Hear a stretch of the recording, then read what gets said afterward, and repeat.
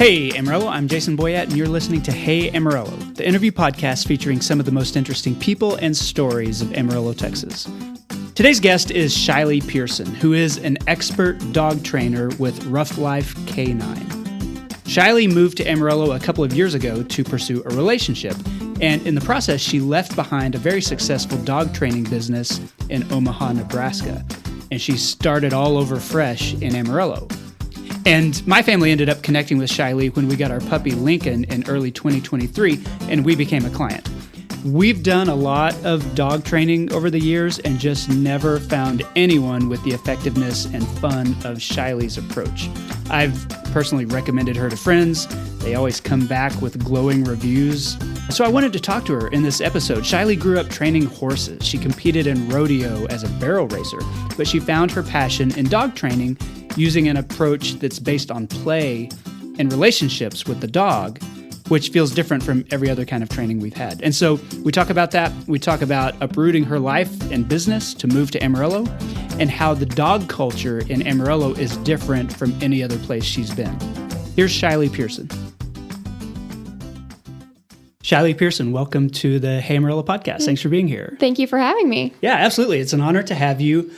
I've known you for a couple of years now, but I want to start with you the same way I start with all my guests, and that's just to ask why you're here in Amarillo. And I know that that's its own story. So tell me what brought you here. Okay, so originally my husband is from this area, and so we had done long distance dating for a while. And so I kind of just decided to make the jump to Amarillo. I'm originally from Omaha, Nebraska. I was born and raised in a small town up there outside of Omaha, probably 20 minutes north of there. And I went to school outside of Omaha and found myself back there. And that's started my dog training business there. Okay. And then met my husband, did long distance, and ended up moving here. So, and that was about 2 years ago. Moved down here in December. Okay. So you guys met sort of like post-pandemic social media kind of stuff? Yes. Or? Yeah, we met, what would that have been? 2022. Yes. The beginning of 2022. And I moved down here at the end of 2022, December, and then started the business in 2023. Okay. So all relatively recently.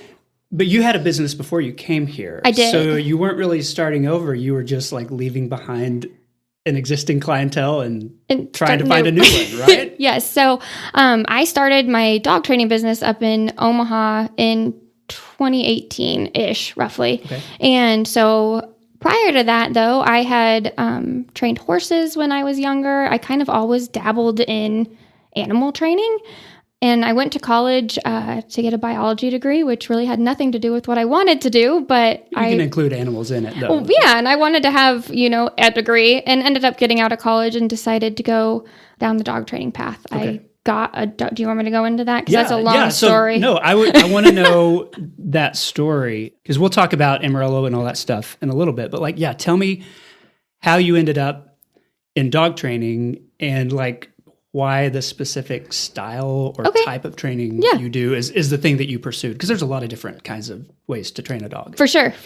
And so I got into dog training. I got a dog in college, and he had severe behavioral problems. So he was a rescue. I got him when he was 8 weeks old, but the rescue got him when he was 4 weeks old. Okay. And he was neutered at 6 weeks old, which if you know anything about really neutering dogs, it's really early, and that's causes a lot of developmental problems, both mentally and physically.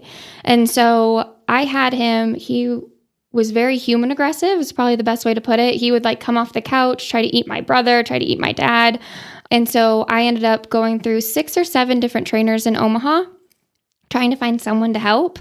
And I couldn't find anyone. And I got turned down by a bunch of trainers. I got kicked out of a bunch of classes. My dog got kicked out of daycare.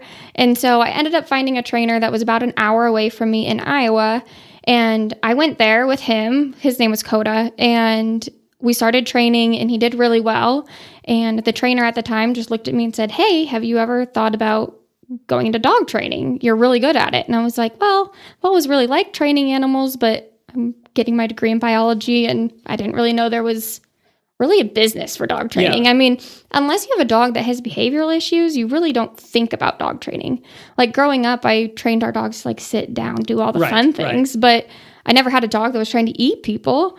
She was like, you should really go to it. And I was like, well, I mean, we'll think about it. And she ended up starting a mentor program that year that I got into. And that's kind of how I got into dog training. That was about a year long. And then I started my own business. So that was in 2018. As I went into it, like you said earlier, there's a million ways to train a dog. And the way that I was training, I didn't love. It was a lot of like training, almost like military style, I guess is the best way to put it. And the dogs didn't play a ton. A lot of trainers like train police dogs. Yes. Or they train bomb sniffing dogs or things like that, like dogs that are working dogs and not just a family dog that's well behaved. Exactly. Right? Yeah. And so it was a lot more strict training, I guess you could say. And I was like, there's got to be something different out there. And so I had a friend at the time that was also a dog trainer that found a trainer in Florida. And his name is Ivan Balabanoff. And he started a dog training school. He's a world-renowned trainer. He has a bunch of different competition, like awards and national titles and anything and everything you can think of. He does it with a lot of IGP dogs. What does that mean? So that is like protection sports and like best way to put it. So that's a lot of like sport work for dogs. He works with Malinois. He breeds them, all of those. And so we found that he had a school, and I had taken a couple of his classes he had online that were just very short, 2 or 3 hour, I don't know, how would you put it? Like online courses, that he just kind of explained certain things, and then that's all you would get from it. But the amount of information you could get in those 2 or 3 hours were worlds ahead of where I was even in a whole year of mentorship. And so I was like, wow, this is really interesting. And so I signed up for his school, and I ended up going through his school and got certified in that training style. And so that training is called Training Without Conflict, or TWC. And what that focuses on is more the relationship that you have with your dog. And also, I mean, you hear it all the time right now, like, oh, I use play to train a dog. And that's not the whole thing of it, but it's a really easy way to explain it, is that you focus a lot on the interaction with the dog and not so much just like, I want this specific sit, or I want this specific down. I want an actual relationship with my dog where he is wanting to work with me, I'm wanting to work with them, and you become a team, but you also focus on how the dog themselves feel. Because a lot of training will look at the dog and be like, okay, I want this specific behavior, and I don't care what my dog looks like doing it, or I don't care how they feel about doing it. I just want them to do it. And it's like really heavy on discipline. It is. Or reward, like either of those things. Exactly, yeah. And so when you approach it from a different angle and use play, I feel like it brings a totally different aspect for the dog. Not only that, but the dog becomes somebody, I guess is probably the best way to put it. Like, they're not put in this tiny little box that they have to stay in. They're allowed to express themselves and be who they really want to be. And I know that sounds weird for a dog, but dogs have emotions. I mean, anyone that has them in their house, you can tell that they have a personality. And that's one of the number one things my clients, when they come to me, say is, I don't want my dog to lose their personality. Right. And my response to them is always, if your dog comes home and has lost their personality, I have failed at my job, because that's not my job. My job is to help you shape the dog and work with the dog where they are at, so you can both live a very balanced life, I guess is probably the best way to put it. Not so much that you're, like you said, on discipline, or even that you have to constantly have food on you to get your dog to work with you. So I want your dog to just work with you because you guys are a team, not because you feel like you have to. Yeah, they're like cowering in the corner. Yeah, I mean, that's one of the, I should say that we're clients of yours. That's how we know each other. And that was one of the things that was important to us as we got our dog Lincoln, who is a bigger dog than we've typically had. He's not huge, but he's bigger than our tiny little Yorkies that we've had. And we wanted him to be, a dog that we could take places and that would be good with a lot of family members, and we could go on a walk and all that stuff. But he was also just a goofball, and we didn't want to lose that goofball aspect, because he became, a military dog that we could shout commands at, and he would do all these things. So like that was a drawing point for us. And anyone who meets Lincoln will realize his goofballness is definitely still there. Still very much a goofball, but if we tell him to stop, he'll he stop. does, yeah. And he does fantastic out in public and everything of that sort. So you got the dog that you wanted, right? He's a goofball and he's fun and he's all those things, but he's still well behaved. And I think at the end of the day, that's really what people want. People don't normally get a dog because they want a military style dog. Some people do. And by all means, that is a training that you can pursue. But the majority of people that get pet dogs just want a family-friendly dog that's good around everybody, right? And they can take out on a walk and they're not getting yanked down the street, or it's not chasing squirrels or trying to eat another dog or anything like that. And most of the time, if you ask people, like, do you want to play with your dog, like at the start of training, they're like, yeah, I do. You know, they just don't really know how to do it, which again sounds weird, but there is a method to the madness when it comes to playing. You're not just chasing your dog around the backyard. There's actually rules and boundaries and structure and all of that. Lincoln had to be taught to fetch a ball. So one of the things that we really appreciated, and this felt a little bit new to me, and you can tell me if I'm wrong or not, because I may be, like our dog training previously had been either we go to a place like, you know, PetSmart and that sort of facility, or like a specialized dog trainer. You go to them and then you do some training with them. But like you do a lot of work at home. You know, you'll come to our house and do a homeschool sort of thing, whether we're involved or not. Or you would take Lincoln out on a walk in our neighborhood. Does that feel different now that you've been in Amarillo for a couple of years? Like, are other dog trainers doing that sort of thing? Or is it fairly new? So there tends to be a divide. A lot of dog trainers will do private sessions, which is where they come to your house. You know, they have a session with you 1 to 2 hours. Then you have homework to upkeep over the week. And I do that too. Or the other side of it, they do board and trains where they take the dog from you. You know, the dog stays with you for 3 weeks or so, and then they send it back, and you might have a session or two, and then you're on your own. Right. I do both of those things, but I found I started that maybe 5 years ago, where it was like the homeschool aspect, like you were talking about. So I go to the people's houses, and whether you're there or not, kind of like a dog walker, working with the dog every single day in the environment they're normally exposed to really has a lot more benefit than you would think. So if the dog obviously has aggression, they're trying to eat people, getting them out of the environment and having what we'd call an optimal learning environment is necessary. Yeah. But for the dog that you just need to come back when called and sit and do all of the basic things, keeping them in the household, one, it alleviates the anxiety of the dog getting thrown into a totally different environment. Right. Which can be stressful. I mean, going to PetSmart with a bunch of other dogs, like that's a lot. It is a lot, yeah. Or getting, yanked from your home for 3 weeks, that's a lot too. Shoved into a totally different pack, that can be a lot for a dog. But it also helps the anxiety of the people, which I think helps a ton too. And the people are also still heavily involved. And I always tell people 90% of training is going to fall on the owners after the fact, right? I can train your dog all day long, but it doesn't matter what I can do. If we don't replicate it, it's going to fall apart. Yeah. I think I told you guys, you're just going to burn your money. And I think that holds true in any aspect of dog training, but especially with the homeschool, it feels like the people want to be more involved, and they almost have to be more involved, and they see immediate changes in the dog, which I think helps kind of snowball everyone into wanting to participate, and that gets better results long term. So it definitely is a new concept. I don't really know many trainers that do it. I learned it from another trainer in a different part of the country, and I kind of just adapted it and took it here. So. Another thing that was interesting to us, you mentioned the pack or your pack, because you have several dogs, and we wanted Lincoln to be good around other dogs too, not just with us. And that was something that we really liked, was that if he did a board and train, or if he stayed at your house for any amount of time, like he was spending time with other dogs who themselves were well behaved, and you're an authority, but like that was good for him socializing wise. It helped him learn how to respect other dogs, because he's not going to have large dogs in our house, So that was another aspect that felt a little bit new for us. Yeah. And so it is nice to get them around other dogs, and kind of, like you said, have that socialization. In any of the programs, I try to bring my dogs into it, because your dog can be great around people, but it's going to run into other dogs when you're out and about. And so having the dog be able to work around other dogs of different sizes is really beneficial. The only size we lack right now are really small dogs. And I often asked you guys if I can borrow Lincoln in some sessions, just because dogs can react differently to one of my dogs' names is Riot, and he's huge.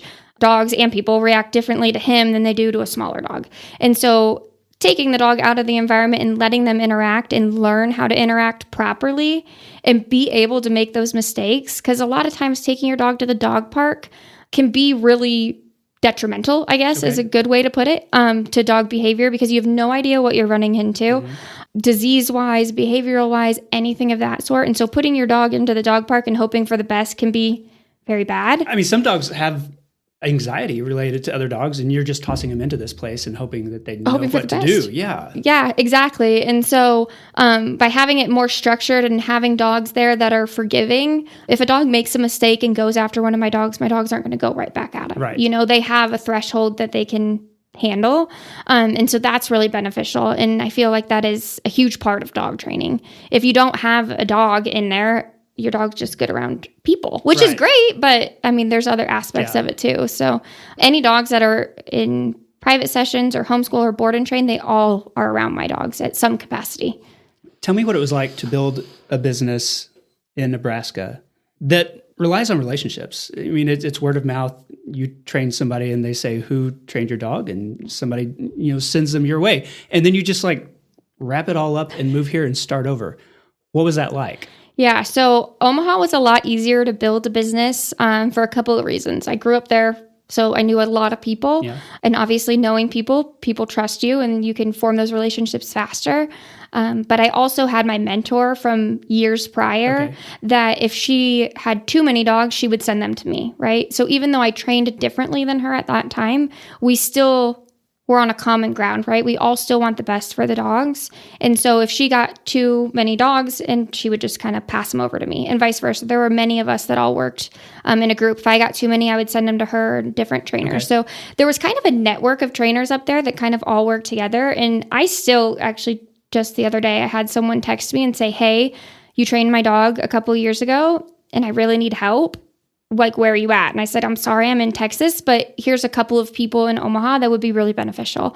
And so it was a lot easier in Omaha. Yeah. So you left all that behind. I did. Yeah. And to pick up and move down here, I had a couple of clients in Omaha that were like, you know what? We still want to work with you. So we'll do virtual sessions. So that kind of bridged the gap, at least to move. With a dog? Yeah. So it was tough. I had met with them before I moved, and then we did a bunch of online stuff. And then I had actually, like for a timeline, I'd moved down here the beginning of December and I was going back up for Christmas. Okay. And so we had done some virtual sessions, and then around Christmas time, I did a bunch of sessions up there and worked. And then I went back up there, I think in February maybe. And so we kind of just spaced out our in-person sessions. I don't do a ton of virtual sessions now because of that, because it is really hard. Lincoln doesn't understand somebody talking to him on a phone, so I can't imagine that. I mean, it can work. And if the people are willing to work with you, it can work. But so that kind of bridged the gap. But then moving down here, I got really lucky. So obviously my husband being around here, he knew some people and he kind of just spread the word. And his chiropractor actually at the time was so helpful. I mean, she's still our chiropractor. She was so helpful in spreading the word. And I ended up getting my first client. And then we always joke that there's like 2 clients that spread the word constantly around here for us, and they built my business. And now, obviously, being here for almost 2 years running a business, people have found out about me and it kind of just snowballs. But originally, I went from having, maybe like 5 to 6 clients a week that I was constantly training with to none. Was terrifying.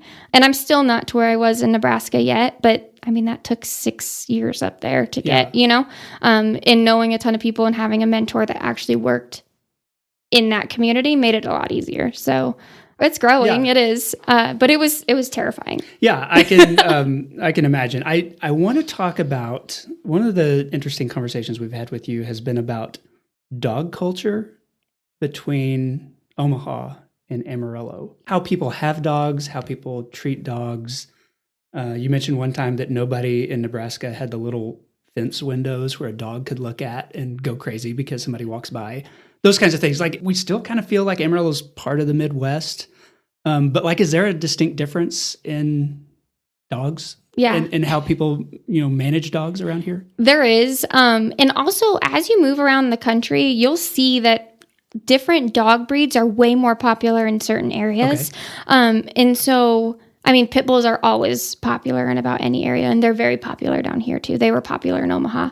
But the amount of stray dogs down here is next level. And I feel like if you've never been anywhere else but Amarillo, that's something you would not really know. But when I moved down here, I mean, I would see a stray dog multiple times a week. And in Omaha, it would be if you saw a stray dog, you would pull off to the side of the road.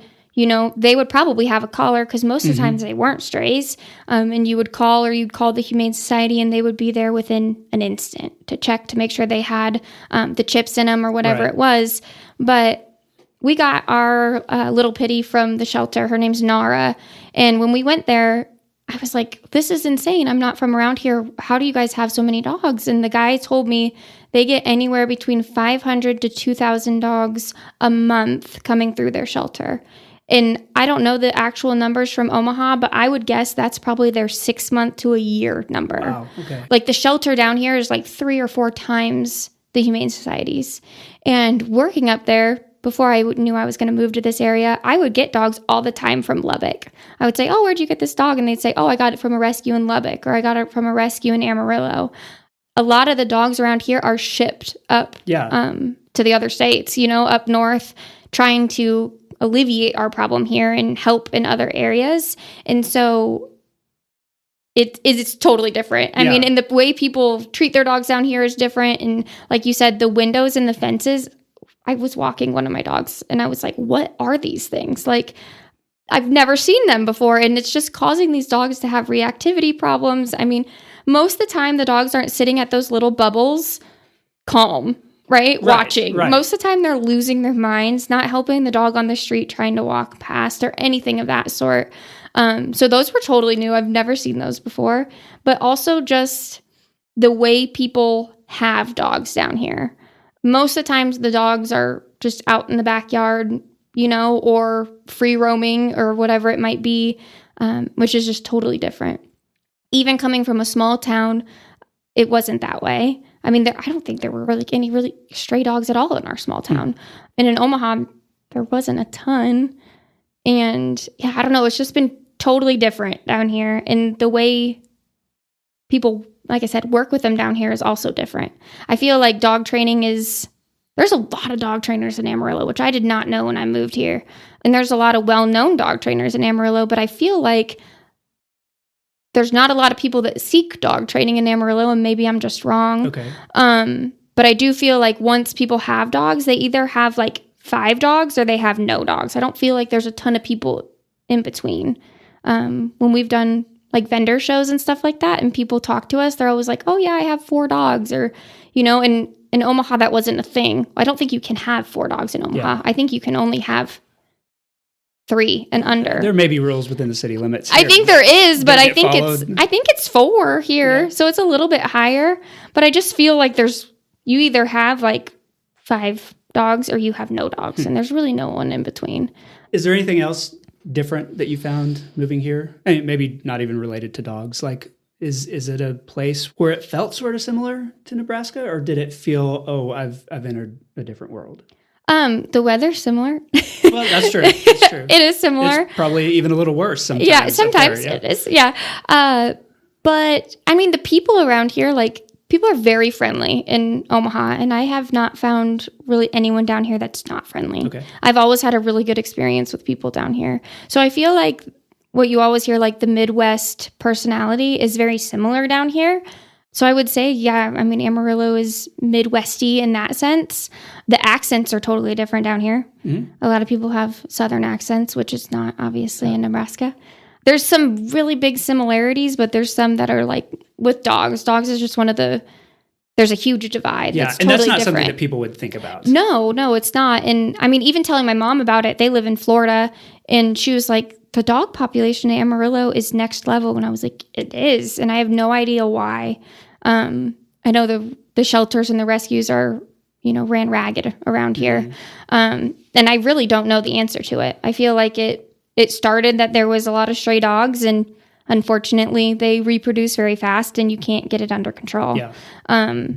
So I don't know the answer to the question by any means, but that is a huge difference. Have you found that it's a place where it is maybe easier than you thought to start a business, find customers? Like a lot of people talk about the small town aspect of Amarillo, that it's 200,000 people, but like you're going to see somebody you know everywhere you go. Yeah. Have you found that to be true? And like, does that help as you try to build out your network, where you're getting customers coming your way? Yeah. So I think in the beginning, I would say no, because I didn't know anyone, but once you start learning people, I ran into my mother-in-law the other day at the grocery store, and the other day, I say that was like a year and a half ago, but, and I was so excited because I finally knew someone, but it is a big town with a small town feeling, because as soon as you do get that, one or two clients that you're really close to, it just snowballs, right? And they know someone who knows someone who knows someone.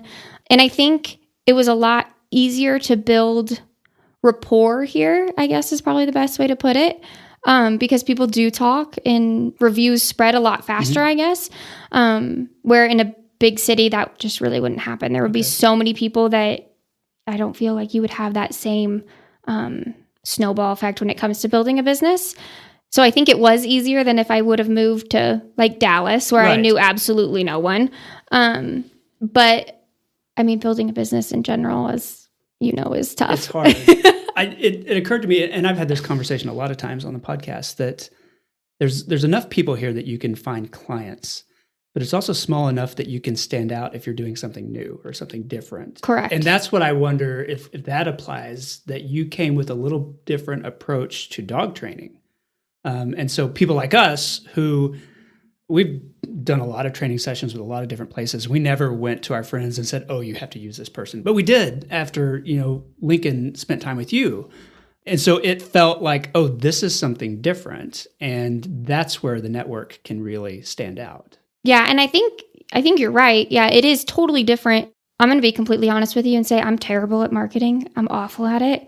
I like to get people by word of mouth because I feel like once I can talk to someone, it's so much easier than just trying to like send out flyers and do things like that. So it is different. And I feel like as soon as people learn that it's different, it's really easy to kind of explain why it's different and they understand. I mean, if you think about if you're going to teach a kid something, right? How do you teach a kid? If you can, you teach it through play. And dogs are no different when it comes to that. They enjoy playing. They enjoy all of that side of it. And I think it's easy for people to understand that portion of it once they get that portion. Okay. But I think the concept is hard to explain to people because if you are walking, they're like, oh, you train dogs. How do you train differently? And you're like, oh, I play with your dog. They're like, yeah, that's cool. Like, they just don't see how that could be beneficial. But once they hear it from someone that's done it, they're like, oh, that is so unique and different. It helps once you can get your foot in the door. But like I said, I'm terrible about that. Well, so are you surprised that you've ended up here in Amarillo? I am. Yes and no. Had you asked me 6 years ago if I'd be in Amarillo, Texas, I would tell you no, just because I had no reason to be here. Right. But am I happy to be here? Absolutely. I do really like Amarillo. Like you said, it does have a similar feel to Omaha. It feels like home, I guess you could say, but it's not like so big that you're swallowed by everyone, if that makes any sense. So yeah, I mean, I wouldn't have guessed I would be here, but I'm happy I'm here. This episode of Hey Amarillo is supported by Pestex Pest Control. Ben with Pestex sprays my house every few months. He was just here last week before the spring weather hit and the pests started arriving. I use Pestex because they're locally owned. They use pet-friendly products, and most importantly, they don't have a one-size-fits-all approach. Ben will come to my door. He says hi to my dogs. He asks if I've seen anything that he needs to address, like spiders showing up inside the house, and I'll be like, yeah, we need to work on the spider thing. He'll evaluate every customer's pest problem and find the best way to solve it. So to get in touch, call or text 806-433-8841 or look up Pestex on Facebook or Instagram. Okay, I'm back with Shilee Pearson. Shilee, this is part of the show I call 8 Straight. 8 Straight is sponsored every week by Panhandle Plains Historical Museum in Canyon. It's the largest history museum in Texas, and its collection includes dozens of fossilized skeletons of mammals discovered in this region, including a saber-toothed cat. I know you don't do a lot of cat training, but there haven't been that many dog fossils, but there are a lot of giant cat fossils. You can see that and learn more at panhandleplains.org. Do you do cat training? No, I don't. Okay, I was going to say, does anybody do cat training? Okay. When you think of Amarillo 10 years from now, what do you hope for? We kind of touched on it earlier, but I hope that we have a better handle on the dog population, and just in the sense of maybe somewhere more to put them or to help the rescues, because there's plenty of them around here that are working. But I just hope that we have a better handle on that. There's like the big institutional parts, which is like Amarillo's welfare management program, which we don't have a lot of control over. Not everybody's going to start a rescue or do anything like that. But like, what can a normal citizen or dog owner do to help with that? Yeah. And so like the management, right? You can volunteer there if you have extra time. But if that's not up your wheelhouse or it's not something you want to do, if you have a dog, I always tell people the number one reason dogs end up in the shelter is behavioral problems. Okay. And so training your dog can be helpful, right? If your dog is under control, the dogs around you tend to be better and under control too. But not only that, a lot of times people are like, well, I don't want to foster a dog because I work. I work an 8 to 5 or whatever it is. But at the end of the day, that dog would rather be in your home in a kennel, or wandering your home for those 8 hours rather than stuck in a shelter 24/7. Right. And I think that would be beneficial too, because getting the dogs out of those kennel environments can really help them get adopted. But at the end of the day, if that's not something anyone can do, just offering help at any level, right? Donations, they need food at the shelters, they need bowls, they need all that stuff, can at least help them keep running and free up their hands and worry so they can work with the dogs and stuff like that, if that's not something we can all do. So, but there's also an element of being a responsible dog owner by putting in the work to make sure your dog behaves. Yes. Because if you don't do that and you end up with a dog that's super reactive for whatever reason, like that dog may end up in the shelter despite your best efforts. Exactly. Yeah. And honestly, talking to a lot of dog trainers around here, they're willing to work with dogs that are from the rescue, So if you end up getting a dog from the rescue, reach out to a dog trainer, because most likely they're going to be able to help you. And if budget is an issue, a lot of times dog trainers are willing to work with you on that too. Other than wind, what does this area have too much of? I would say stray dogs. I know we're just like, hounding that right now. It does have too much wind too. Was that something that you had to get used to? The wind? Yeah. Oh my goodness. Because yes. you'll get a cold front blowing into Omaha or something like that, but it's still a little bit different here. It is in the buildings around here, right? We don't have a bunch of big buildings. Omaha has tall buildings, and so it would help with the wind. But down here, it's just awful. It just blows. There's just too much wind. So, I would say stray dogs. We have too many stray dogs. So, what does this area not have enough of? Mom and pop restaurants. Okay. So coming from Omaha, there's a ton of restaurants in Omaha. And there was constantly everyone always heard like, oh, Omaha has more restaurants per capita than New York, which is not true. But it puts it in perspective that there is a ton of restaurants up there. People say that about Amarillo too. Do they? Yeah. Really? Yeah. So, I found, and maybe I just haven't found them, which is true because I'm a homebody. But I feel like in Omaha, you could be like, oh, I want sushi. And there were like 10 to 15 places you could choose for sushi, or you want Italian, and there's so many choices that were mom and pop shops. It weren't, chains. Olive Garden. Exactly. Yeah. And so I feel like that's, yeah. Yeah. I think our problem is that most people experience Amarillo through the I-40 corridor, and that's a whole bunch of chain restaurants. Yeah. And very few people will turn off as they're coming through, to get to the smaller places where you are going to have more authentic places. Yeah. Okay, what's your favorite local neighborhood? I love the greenways. I think they're beautiful, but also that walking path in there is just awesome to work with and all of that. I like I said, I'm a homebody, so I don't get around a ton, but I'm in the greenways a lot, and I really do like that. You take dogs out there for training? Yep. And I have some clients in the greenways too, but I'm out there for training quite a bit too, just because there's always people walking around and everything like that, and it's beautiful out there too. So okay. What's your favorite local restaurant?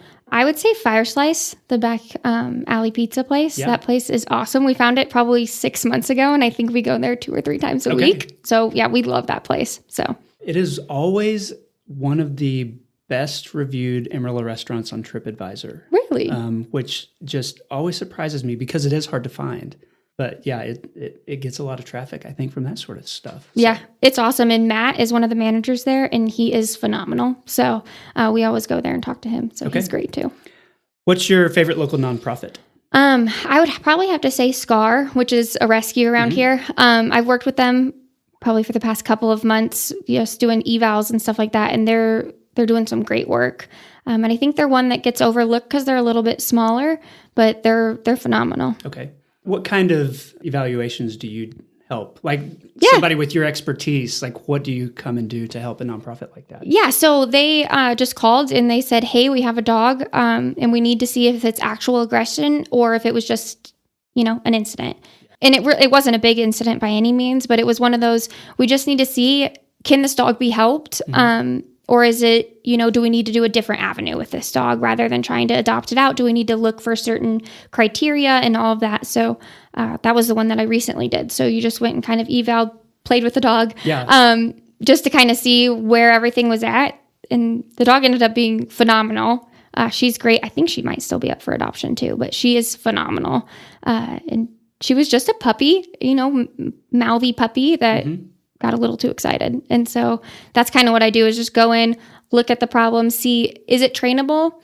At the end of the day, you have to figure out, is it trainable or is it genetic? And then you kind of go from there. So that's kind of what I do to help them. Have you found dogs that are not trainable, like that you can't fix, some sort of problem that it has? Not with that rescue, but in general, yes. Okay. So there is a level that some issues are genetic or the dog is just not totally there. Coda, my dog, was one of those dogs that it was management, right? The problem was never going to go away. Like it's just something in their it's just something breeding or wired what wrong. they were born with. Yep. There's just some wiring that's gone wrong. And at that level, it is just management. Those are far and few between. I really do think so. I think most problems can be addressed and fixed if you use that word lightly and not so much management, but it is possible for it to be genetic and it not be fixable. What's the most underrated aspect of living here? So being new to the area, I would probably say the canyon. Okay. Just because when I moved here, I lived here for like 3 or 4 months and I didn't even know it existed. Like, was it on your radar? No, I didn't even know it was here. And my husband was like, oh, there's a canyon. We should go hike with the dogs. And I was like, oh, that's cool. Like, is it a hill? Like I didn't know anything about it. And he was like, no, like it's huge. And so we went down there and I was like, how did I not hear about this? I don't know. I feel like being new to the area, it was something that was so not talked about, or at least just not advertised. And it's so cool. Like there's nothing cool like that in Nebraska. So I feel like it's really underrated if you haven't grown up here and know it's there. Right. People that are coming in have absolutely no idea. Yeah, it's one of those things. You can be in some circles where people talk about it all the time because they go ride mountain bikes there or they hike or run there. And then other places where it's just sort of taken for granted here in Amarillo. And it's always interesting to hear from somebody outside here who's like, look, there's this thing here and nobody's talking about it. Why are you not talking about this? And that's so true. Yeah. Cause I mean, now when I talk to people, they're like, oh yeah, we go there all the time. But I feel like it's just not brought up in conversation because it's so normal to everyone around here. And that's not normal. Like there's nothing cool like that. There was a river in Omaha. Like that was about the exciting thing, but. Okay, when was the last time you visited the Big Texan? So I've only been to the Big Texan once, and it was like 6 months ago. Okay, so why did you go? Why? Yeah, did you have somebody in town or? My mom wanted to go there, and we just ended up going. Okay. So yeah, that was it. I mean, nothing. How did you like it? It was okay. I am a very plain Jane eater, so anywhere I go, I'm going to get chicken. If you know me at all, that's like all I eat. So I mean, I just got chicken there, so. I mean, chicken's about the same anywhere. So. Yeah, that's probably true. Okay. I always like to see what people's perspective is because it's not for us, it's for tourists who want a cowboy experience. But yeah, that's interesting. Okay. That concludes the 8 straight questions. I like to close by asking my guests to endorse something. So what's one thing you would like listeners to know about or to experience? So I'm going to go back to Scar, the rescue, or honestly, just any of the rescues, Gracie's Project, the Canyon Kennels. I think like we talked about earlier, just taking the time to try to get out there and help them in any way that you can. Financially, if you can't do financially, just offering any sort of help can be really beneficial to them. At the end of the day, they're working on a problem they didn't create and they're trying their best to do it, and make a dent in it. And I feel like it's very overlooked the amount of work that they do and the amount of heartache that goes into it too. And I think anything that we can do to help them would be really beneficial. So. Okay. Shilee Pearson, thank you so much for being on the podcast. I appreciate it. Thank you for having me. And that concludes the episode. I want to say thanks to Shilee for the interview. You can learn more about her at roughLifeK9.com. That's rough, RUFF, and the letter K and the number 9, roughLifeK9.com. Thanks to Pestex Pest Control and Panhandle Plains Historical Museum for supporting the podcast, and to Angelina Marie for editing every week. Thank you for listening. Hey Amarillo exists on a weekly basis because of listeners like you and the local people who support it financially through patreon.com/HeyAmarillo. Hey Amarillo's executive producers include Patrick Burns, Josh Wood, Wes Reeves, Jason Burr, Katie Linger, Corey Burns, Barbara and Jim Witten, and Cindy Graham. This has been episode 394. My name is Jason Boyette, and I'll see you next week.